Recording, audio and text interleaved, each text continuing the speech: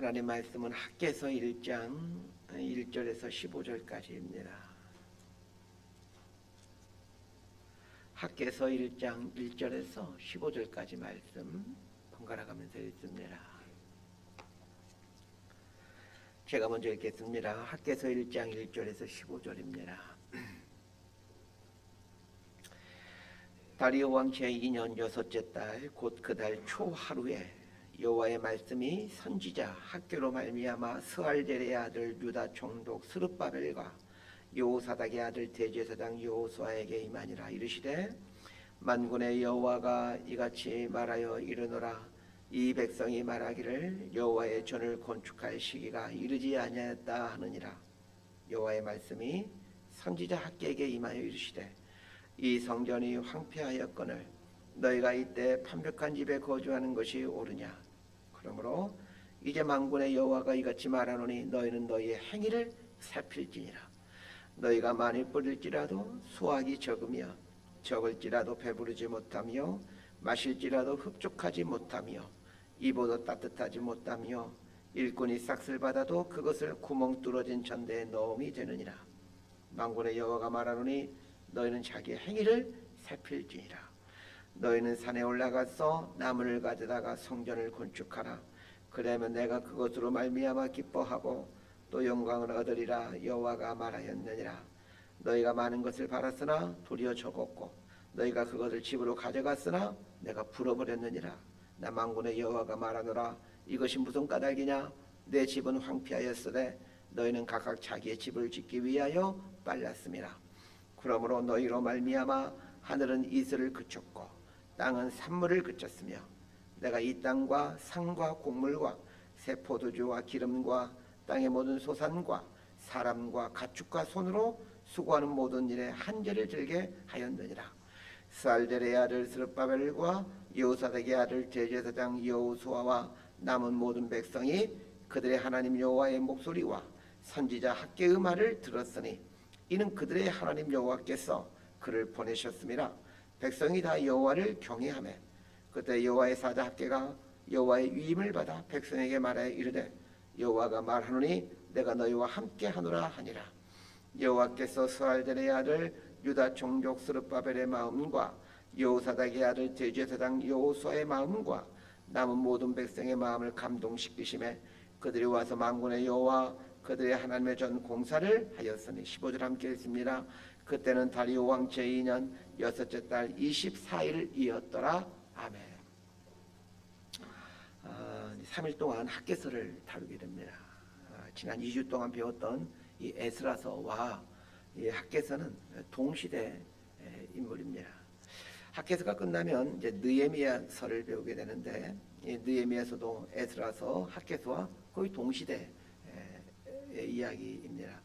에스라서, 학개서, 느헤미야서를 공부하면서 이 포로 귀환 시대에 대해서 깊이 알아가는 그런 기회가 되었으면 합니다. 학개서 본문으로 들어가기 전에 이 학개서 배경을 좀 살펴보겠습니다. 학개서는 1차 포로 귀환할 때 페르시아에서 귀환한 사람인 것으로 보여집니다. 학개서는 학개 선지자의 선포인데 학개 선지자의 내용을 간단하게 말하면 성전을 건축하라 이렇게 기억해 놓으면 좀 쉬울 것 같습니다. 성전을 건축하라, 이것이 학개 선지자가 외쳤던 핵심 내용인데 왜 이런 선포를 할 수밖에 없었는지 당시의 상황을 알 필요가 있습니다. 1차 포로 귀환 연도가 있던 해가 기원전 537년도입니다. 페르시아의 고레스 왕이 유대인들에게 예루살렘으로 돌아가 성전을 건축하라라는 칙령을 내리면서 물자와 성경 기명을 내어주지요. 고레스 왕의 칙령에 따라 약 5만여 명에 가까운 사람들이 예루살렘으로 귀환합니다. 2000km가 넘는 먼 거리를 마다하지 않고 이 바벨론 땅에 구축해 놓았던 그 생활 기반을 내려놓고 예루살렘으로 귀환했다라는 것은 이 귀환자들이 성전 건축에 대한 열망이 얼마나 컸는지를 잘 보여주고 있습니다. 귀환자들은 예루살렘에 도착하자마자 성전 건축에 들어갑니다. 그런데 문제가 생기죠. 북이스라엘 땅에 살고 있던 사마리아 사람들이 성전 건축을 방해하는 것입니다. 사마리아 사람들은 가진 방법을 동원해 성전 건축을 방해하였고 거기서 그치질 않고 사마리아 총독을 꼬드겨 페르시아 왕에게 상소를 올리게 하여 성전 건축을 공식적으로 중단시켜 버립니다.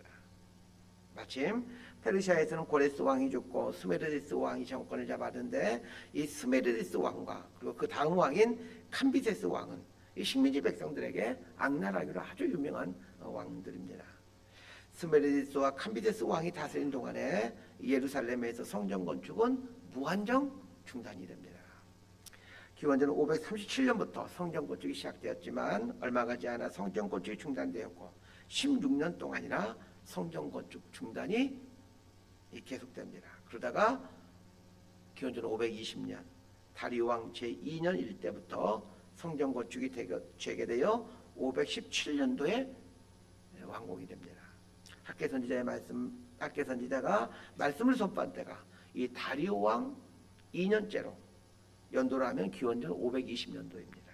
그러니까 학개 선지자가 성전을 건축하라 이 선포를 함으로 중단되었던 성전 건축이 재개되었고 4년 만에 성전 건축이 완공되었다라는 것을 기억하시면서 이 학개서를 보셨으면 합니다. 자, 1절과 2절 말씀 함께 읽도록 하겠습니다. 시작. 다리오 왕 제2년 여섯째 달 곧 그 달 초하루에 여호와의 말씀이 선지자 학개로 말미암아 스알델의 아들 유다 총독 스룹바벨과 여호사닥의 아들 대제사장 여호수아에게 임하니라. 이르시되 만군의 여호와가 이같이 말하여 이르노라. 이 백성이 말하기를 여호와의 전을 건축할 시기가 이르지 아니하였다 하느니라. 자, 1절에 보면 다리오 왕 제2년 여섯째 달 곧 그 달 초하루 이렇게 나오는데 다리오 왕 제2년이란 연도로 따지면 기원전 520년도입니다. 537년도에 귀환하여 성전을 짓기 시작했지만 중단되었기에 성전 건축이 중단된 지 16년쯤 되었을 때에 하나님의 말씀이 학개 선지자에게 임합니다. 하나님께서 학개 선지자에게 말씀을 주시는데 그 말씀은 당시의 지도자인 스룹바벨과 여호수아에게 해주는 말씀이었습니다.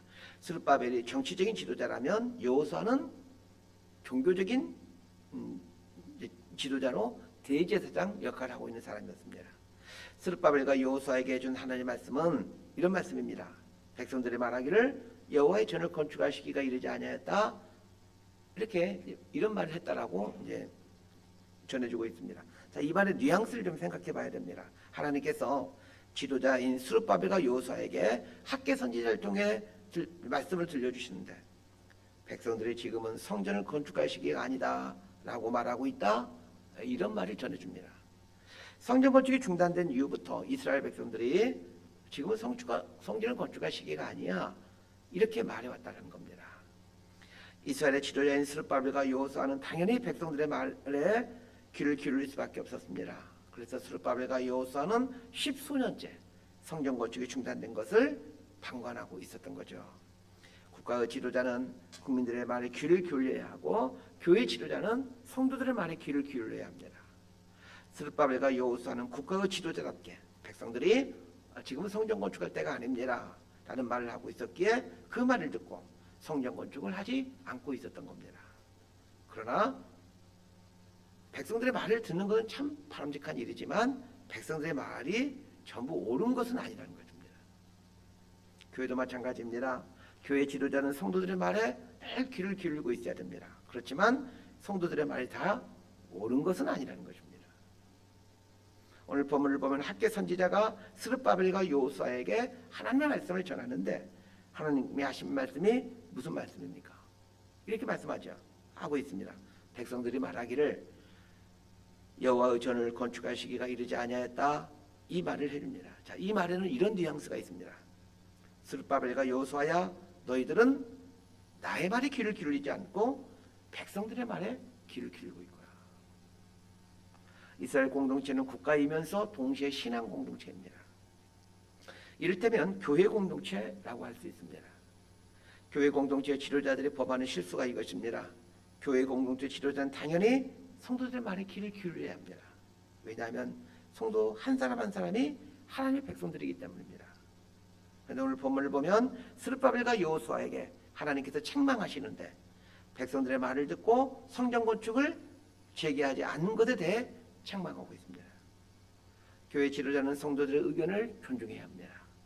그러나 하나님의 뜻을 물어야 합니다. 성도들이 내 뜻이 하나님의 뜻이 아닐 때도 있습니다. 이스라엘 백성들이 지금은 성전을 지을 때가 아닙니다 라고 말했던 이유는 사마리아 사람들의 방해로 인해 페르시아 왕이 성전 건축을 중단하라고 명령했었기 때문입니다. 그러나 성전 건축은 하나님이 명령하시고 이루어가시는 일이었습니다. 우리 에스라서 공부할 때 몇 번이나 말씀드렸듯이 페르시아의 고레스 왕이 이스라엘 백성들에게 물자와 성전 기명을 내어주면서 예루살렘으로 돌아가 성전을 건축하라 이런 칙령을 내리게 되는데, 여러분 이 사건이 보통 사건이 아닙니다. 정상적인 상황에서는 일어날 수가 없는 일입니다. 페르시아의 고레스 왕이 바벨론 땅에서 식민 생활하고 있는 이스라엘 백성들에게 예루살렘에 돌아가 성전을 건축하라는 칙령을 내렸던 것은 이사야서에 나오는 말씀을 고레스가 읽고 나서부터입니다.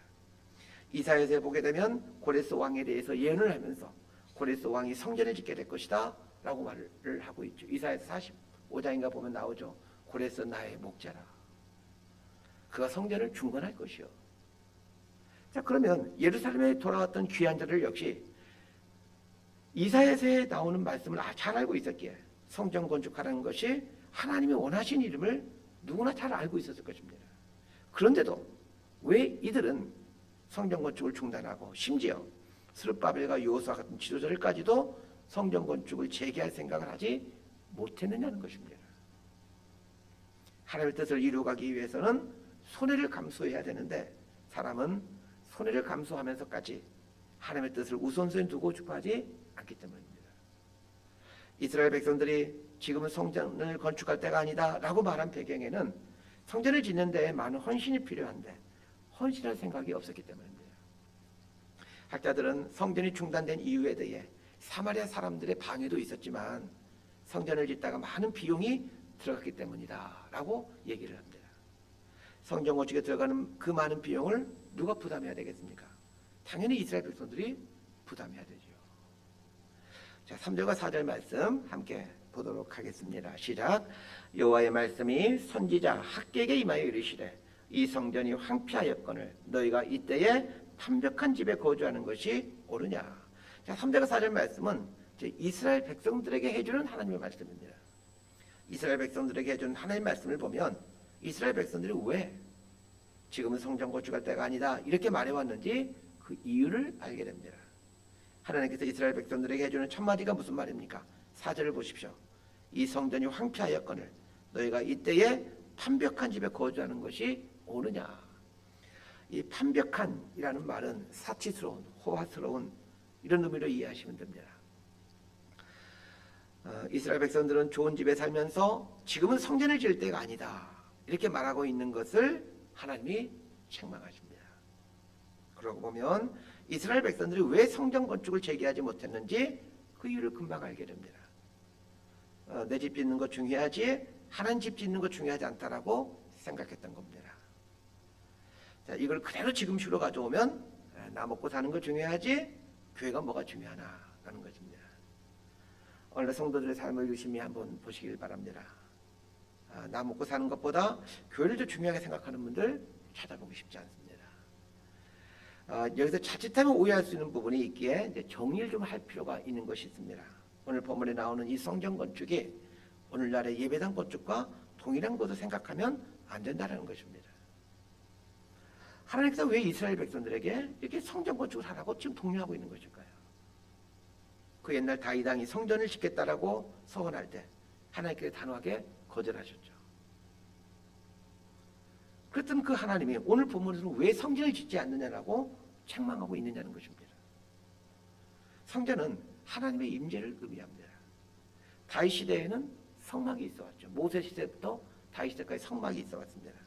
성막은 초라했지만 하나님이 임재하시는 곳이기에 화려한 성전을 짓겠다는 다윗의 말에 하나님이 No thank you, 질 필요 없다라고 말씀하셨던 것이죠. 그러나 포로 귀한 시대는 다릅니다. 성막은 없지요. 솔로몬 시대부터 성전이 성막을 대신해 왔기 때문입니다. 성전을 지으라는 말은 하나님을 위해서가 아니라 이스라엘 백성들을 위해서입니다. 성전은 하나님이 여기에 계신다, 하나님이 너희들과 함께 하신다라는 것을 눈으로 보여주는 것입니다. 하나님은 이스라엘 백성들에게 난 너희들과 함께 있어, 이걸 말씀해 주고 싶으신 것입니다. 난 너희들과 늘 함께 있다라는 것을 눈으로 볼 수 있게끔 해주는 것이 성전이었기에 성전을 지으라고 아주 강력하게 말씀하시는 것입니다. 물론 신학적으로는 이 성전이 장차 오실 그리스도를 예표하기 때문에 성전을 지으라고 말씀하는 겁니다. 이 신학적인 부분을 제쳐두고서라도 성전은 하나님이 함께하고 있다는 것을 보여주는 것이기에 하나님 이스라엘 백성들과 함께하고 있다는 것을 보여주기 위해 성전을 지으라고 그렇게 말씀하셨던 것입니다. 그런데 이스라엘 백성들은 하나님이 우리와 함께 있다 이것보다 내 잘 먹고 잘 사는 것을 우선순위에 두고 살고 있었던 것입니다. 하나님보다 먹고 사는 걸 위에 두고 살 때 어떤 결과가 있는지를 하나님께서 말씀해 주십니다. 5절에서 11절까지 말씀 함께 보도록 합니다. 시작. 그러므로 이제 만군의 여호와가 이같이 말하노니 너희는 너희의 행위를 살필지니라. 너희가 많이 뿌릴지라도 수확이 적으며 먹을지라도 배부르지 못하며 마실지라도 흡족하지 못하며 입어도 따뜻하지 못하며 일꾼이 싹쓸 받아도 그것을 구멍 뚫어진 전대에 넣음이 되느니라. 만군의 여호와가 말하노니 너희는 자기의 행위를 살필지니라. 너희는 산에 올라가서 나무를 가져다가 성전을 건축하라. 그러면 내가 그것으로 말미암아 기뻐하고 또 영광을 얻으리라. 여호와가 말하였느니라. 너희가 많은 것을 바랐으나 도리어 적었고 너희가 그것을 집으로 가져갔으나 내가 풀어버렸느니라. 나 만군의 여호와가 말하노라. 이것이 무슨 까닭이냐? 내 집은 황폐하였으되 너희는 각각 자기의 집을 짓기 위하여 빨랐음이라. 그러므로 너희로 말미암아 하늘은 이슬을 그쳤고 땅은 산물을 그쳤으며 내가 이 땅과 산과 곡물과 새 포도주와 기름과 땅의 모든 소산과 사람과 가축과 손으로 수고하는 모든 일에 한죄를 들게 하였느니라. 이스라엘 백성들은 자신의 집을 먼저 짓고 잘 먹고 잘 살기 위해 힘쓰면 잘 먹고 잘 살게 될 줄로 생각했습니다. 우리도 그렇게 생각하죠. 내가 잘 먹고 잘 살기 위해서 노력하고 애쓰고 힘쓰면 잘 살게 될 거다. 다 이 생각 갖고 있죠. 그런데 결과는 어떻습니까? 6절을 보십시오. 너희가 많이 뿌릴지라도 수확이 적으며 먹을지라도 배부르지 못하며 마실지라도 흡족하지 못하며 입어도 따뜻하지 못하며 일꾼은 싹쓸 받아도 그걸 구멍 뚫어진 전대에 넣음이 되느니라. 자, 우리의 삶이 이 6절 말씀처럼 많이 뿌리는 수고를 함에도 많이 거두지 못하고 있다라면, 열심히 돈을 버는데도 돈이 모아지지 않는다라면 한번 좀 깊이 생각해 보셔야 됩니다. 내가 하나님보다 먹고 사는 걸 우선순위에 두고 살고 있는 건 아닐까 생각해 보시길 바랍니다. 예수님께서 하신 그 유명한 말씀 생각나실 겁니다. 너희는 먼저 그의 나라와 그의 의를 구하라. 그러면 이 모든 것을 너희에게 더하시리라. 신자라면 누구나 아는 이 말씀이지만 이 말씀대로 순종하는 사람은 그리 많지가 않습니다.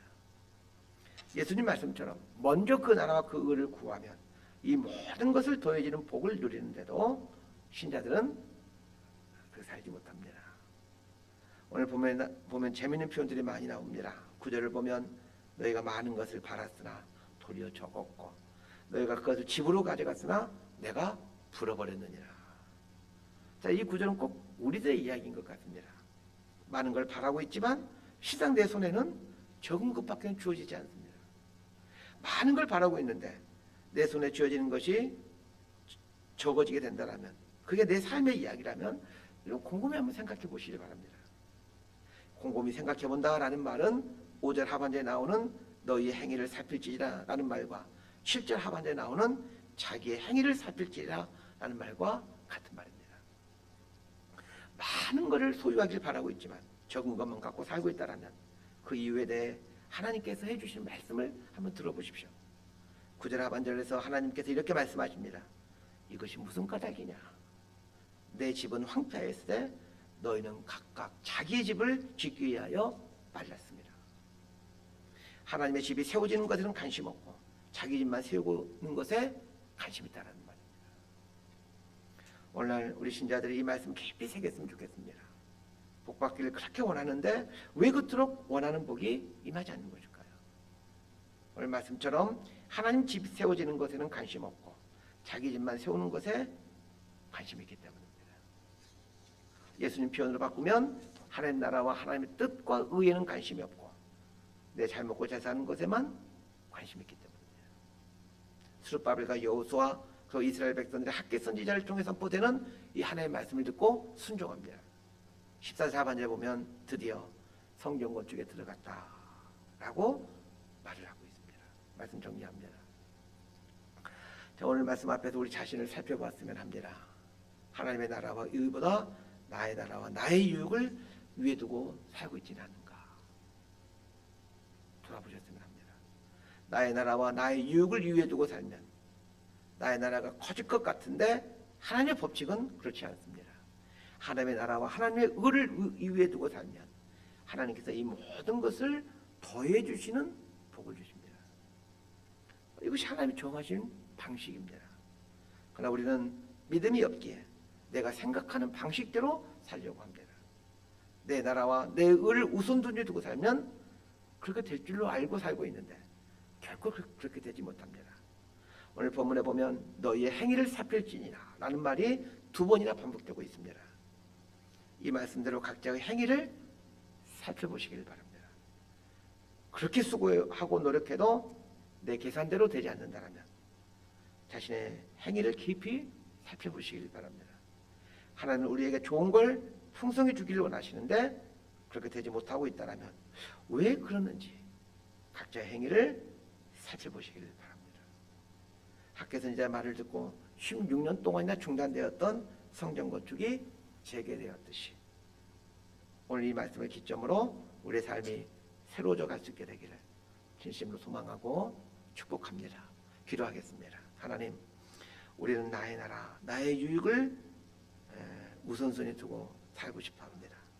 그러나 나의 나라, 나의 유익을 우선순위에 두고 아무리 열심히 살아도 내 계산대로 되지 않는다는 것을 지난 오랜 경험으로 알게 됩니다. 하나님의 집이 황폐화되었음에도 나의 집을 짓는 것에 관심을 갖고 살았던 이스라엘 백성들처럼 나의 삶이 이런 삶을 살고 있는 건 아닌지 돌아보는 은혜를 주옵소서. 예수님 말씀대로 먼저 하나님의 나라와 의를 구함으로 이 모든 걸 더해 주시는 복을 누려가는 우리 모두가 되게 하여 주옵소서. 예수님 이름으로 기도드리옵나이다.